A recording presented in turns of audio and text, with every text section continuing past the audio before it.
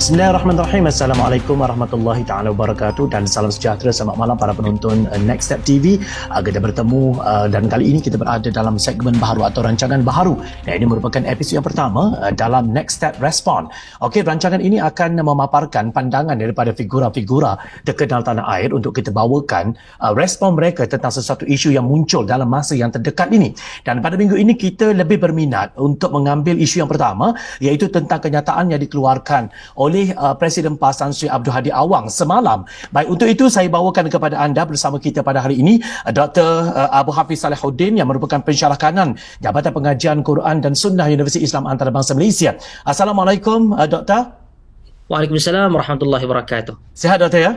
Alhamdulillah, alhamdulillah. Alhamdulillah. Terima kasih Doktor. Dalam kesibukan Doktor masih ada peluang untuk kami bersama dengan Doktor untuk mendapatkan respon daripada Doktor tentang kenyataan yang dikeluarkan oleh Presiden PAS Tan Sri Abdul Hadi Awang semalam di dalam minda Presiden yang mengatakan kononnya kerajaan perpaduan yang ada pada hari ini merupakan kerajaan luar tabi'i dan dikatakan juga memusuhi Islam dengan pemikiran dan kefahaman yang salah. Respon pertama daripada doktor tentang isu ini. Silakan.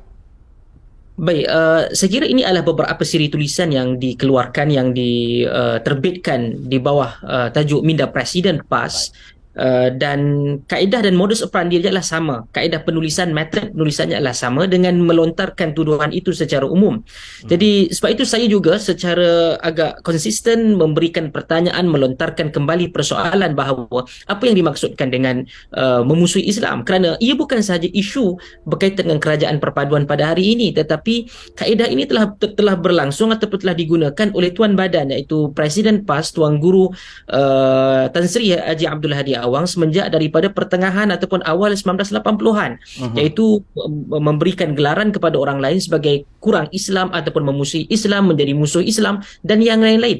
Cuma kalau katakan beliau sebagai seorang tokoh agamawan dan juga tokoh politik yang sangat senior, bila perlu untuk menjelaskan bahawa apa yang dimaksudkan dengan musuh Islam itu? Adakah kerana beliau dan juga kumpulan beliau, iaitu Perikatan Nasional Parti PAS itu gagal mendapat perkenan istana untuk membuktikan melebihi 112 kerusi itu dan gagal menjadi kerajaan di Putrajaya, bermaksud Islam itu dimusuhi, Islam itu digagalkan dan bermacam-macam naratif yang lain.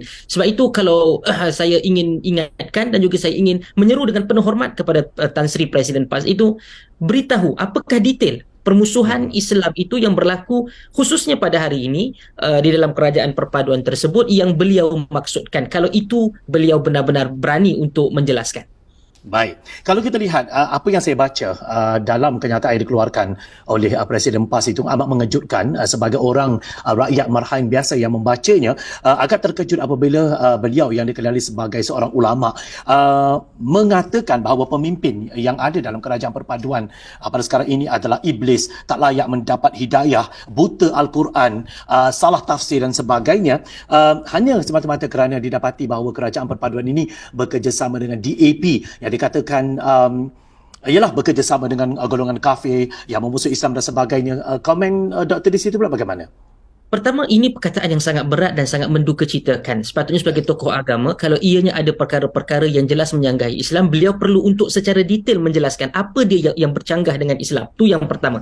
Dan yang kedua, sekiranya menyatakan bahawa yang kerana wujudnya DAP, tidak semua benda dalam semua parti-parti politik di mana mereka tidak sempurna yang kita perlu untuk bersetuju. Bahkan ada beberapa watak-watak dalam DAP itu sendiri. Saya sendiri merasa begitu gusar, tetapi untuk menuduh kepada DAP dan membutakan mata terhadap gerakan yang sebahagian daripada parti dalam Perikatan Nasional yang memusuhi hudud selama ini, yang tak pernah pun tarik balik terhadap isu hudud. Bahkan ada perkataan ucapan-ucapan mereka sebelum ini sangat tidak jauh beza pun ataupun tidaklah berbeza sama sekali dengan DAP. Dan kalau katakan menggunakan agama saya ataupun menyalah tafsirkan ayat Al-Quran ataupun dalil, dalam salah satu tulisan Tuan Guru Haji Abdul Hadi Awang tersebut, beliau menamakan kerajaan ini ataupun kerajaan perpaduan ini dengan kumpulan-kumpulan ahzab.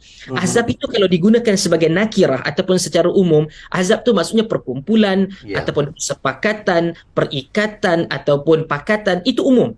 Namun apa yang berlaku yang sangat membahayakan kerana ekstremisme agama. Apabila dia menganggap kerajaan ataupun kumpulan ini sebagai ahzab, beliau mendatangkan ayat 22 dalam suratul Ahzab, yang mana ayat dalam suratul Ahzab itu, ayat 22 itu merujuk kepada kumpulan yang memusuhi Allah dan Rasul, dan sememangnya musuh Allah dan Rasul ketika zaman Nabi SAW. Dan persoalan yang ingin saya tanyakan, adakah Tuan Guru Presiden PAS ini ingin menyamakan kerajaan perpaduan ini dengan musuh Islam dalam peperangan Ahzab itu?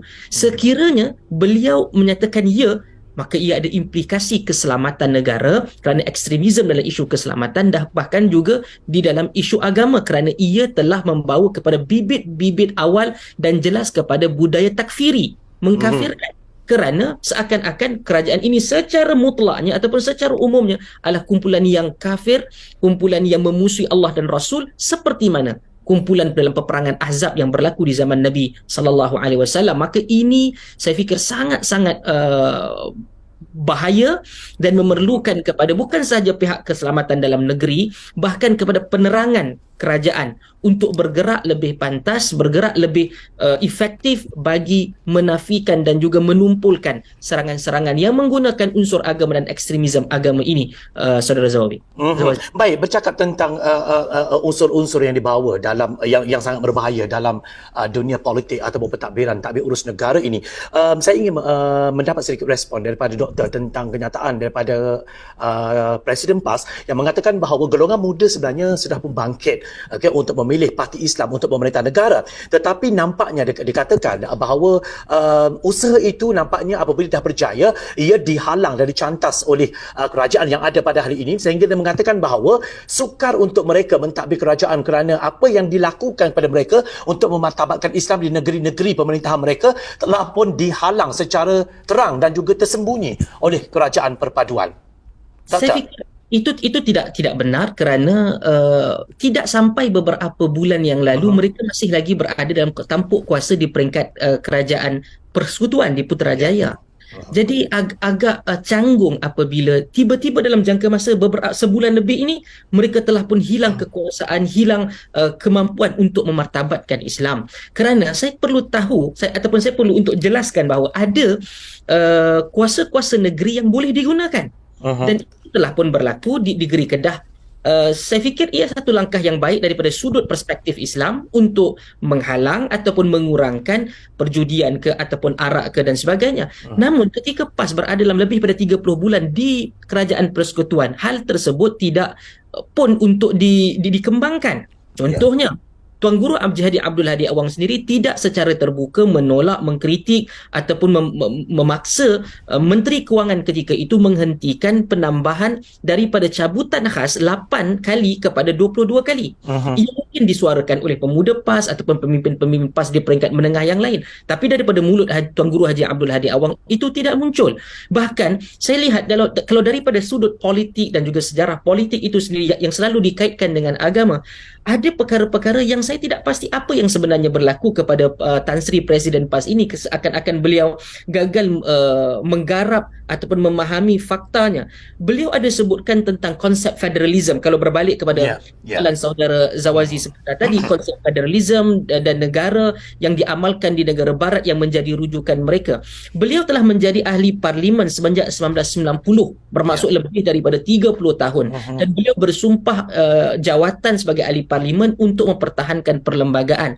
Sememangnya wujud pengasingan kuasa antara kerajaan persekutuan dan kerajaan negeri, dan juga ada list bersama, dan itu ada disebutkan senarai persekutuan, senarai negeri dan juga senarai bersama. Memang ada had-had kuasa negeri dan juga persekutuan, dan juga persekutuan tidak mempunyai kuasa mutlak di peringkat negeri.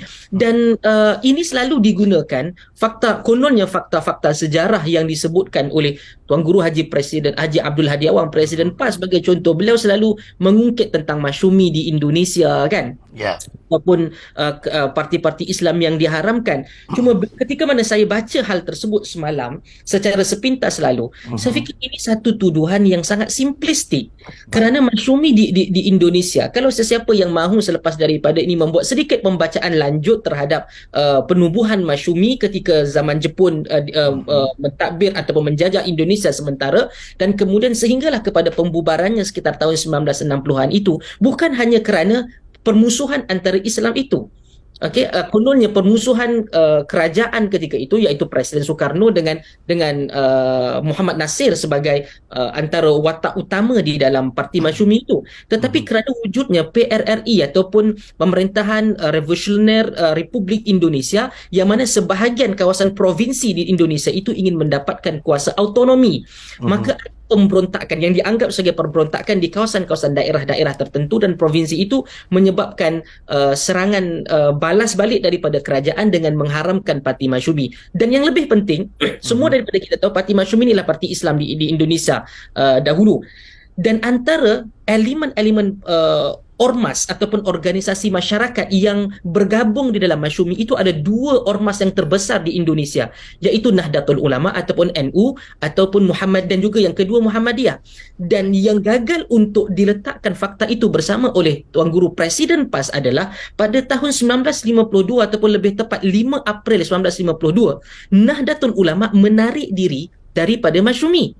Dan itu menyebabkan ada unsur pelemahan terhadap Masyumi itu tersebut. Bahkan menjelang 1960, Muhammadiyah juga menarik keahlian di dalam Masyumi. Jadi untuk menyatakan pihak yang lain ataupun ada pihak lain untuk melemahkan, kita perlu berlaku adil. Lihatlah secara dalam konteks yang besar, ia bukan saja permusuhan pihak kerajaan dengan parti Islam tersebut, dengan kita menghormati sejarah parti-parti politik itu di Indonesia, tetapi antara salah satu juga yang saya suka untuk ni adalah perebutan jawatan Menteri Agama ketika itu. Walaupun Muhammad Nasir dilantik selepas daripada kemerdekaan mereka itu menjadi Menteri Penerangan dan kemudian Perdana Menterinya, dan berlaku clash antara beliau dengan Presiden Soekarno, tapi untuk secara simplistik beliau sebutkan kemenangan Parti Islam Masyumi di Indonesia bersama kelompok Islam yang bersatu berjaya menubuhkan kerajaan pada 1955, dijatuhkan kerajaannya dan diharamkan partinya pada 1960. Ini very simplistic, sangat-sangat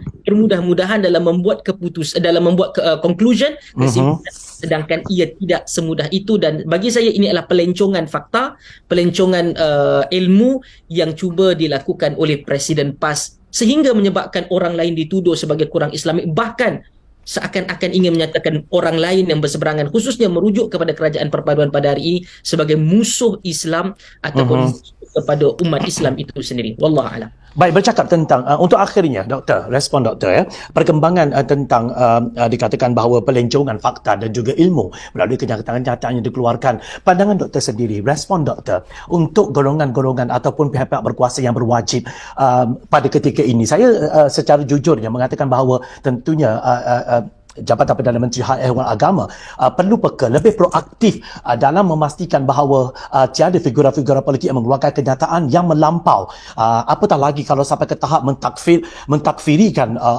orang lain, dan saya lihat itu merupakan sesuatu yang wajar untuk saya suarakan di sini, atau bagaimana doktor? Okey, baik. Saya fikir ada dua keadaan yang perlu berjalan seiring. Baik. Kerana penggunaan hukum ataupun penggunaan perundang-undangan dalam jalur undang-undang itu penting. Namun untuk menggunakan undang-undang sahaja tanpa memberikan penjelasan yang utuh, yang jelas, yang terperinci melalui media-media kerajaan ini juga memerlukan kepada keseimbangan di antaranya. Sebab itu Jabatan Agama ataupun pejabat menteri di Jabatan Perdana Menteri dalam hal ehwal agama dan juga Kementerian Penerangan itu perlu untuk menggunakan media-media kerajaan bukan sebagai untuk merendah-rendahkan, tapi memberikan penjelasan. First, fasa pertama memberikan penjelasan, menjawab kembali.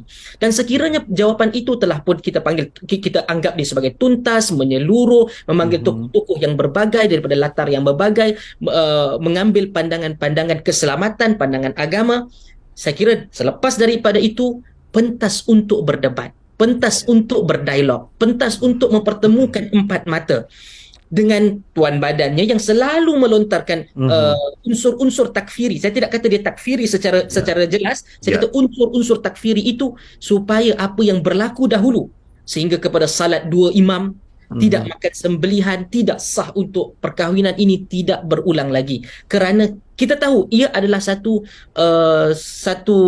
gelombang global berkaitan dengan ekstremisme agama dan bangsa ini, berlaku di US, berlaku di UK, sampailah kepada berlaku even di negeri seberang kita di Indonesia, bahkan berlaku di Malaysia. Jadi kalau ianya tidak untuk dihadapi dengan lebih cermat daripada jalur hukum perundang-undangan dan juga jalur penjelasan penerangan secara jelas, saya fikir itu akan menyebabkan keadaan lebih teruk. Ia perlu beriringan. Ia tak boleh hanya penjelasan tanpa hukum ataupun hukum tanpa sebarang penjelasan. Ia perlu beriringan dan proaktif, dan ia mesti dilakukan sesegera mungkin. Kerana bagi saya sudah agak lewat apabila penjelasan ini kita bercakap tentang politik, kita bercakap tentang isu ekonomi di RTM, di media-media kerajaan, tapi kita belum lagi secara agresif dan proaktif bercakap tentang unsur ini, kerana menjelang kita akan mendekati dengan pilihan raya negeri ini.